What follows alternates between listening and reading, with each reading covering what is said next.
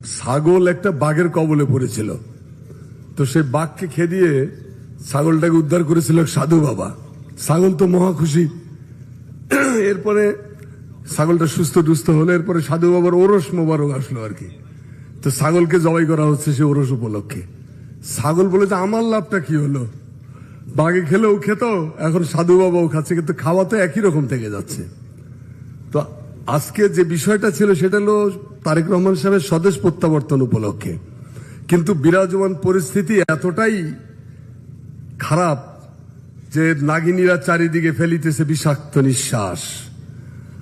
আর জুলাইয়ের রক্তের দাগ শুকানোর আগেই আমরা একটা বেদনার্থ উপত্যকায় উপস্থিত হয়েছি। এখান থেকে বেরোতে হবে। 1963 সালে মৌলানা ভাসানীর একটা বক্তৃতা শুনেছিলাম।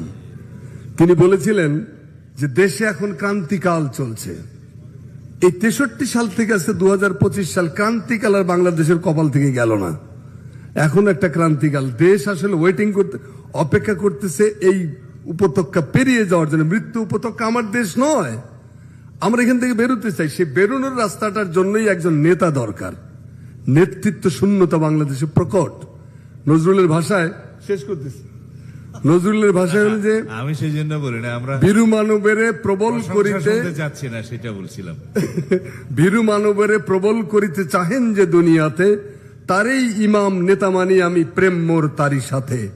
আড়ষ্ট নরে বলিষ্ঠ করে যার কথা যার কাজ, তারি তরে সেনা সংগ্রহ করি গড়ি তারি শিরতাজ।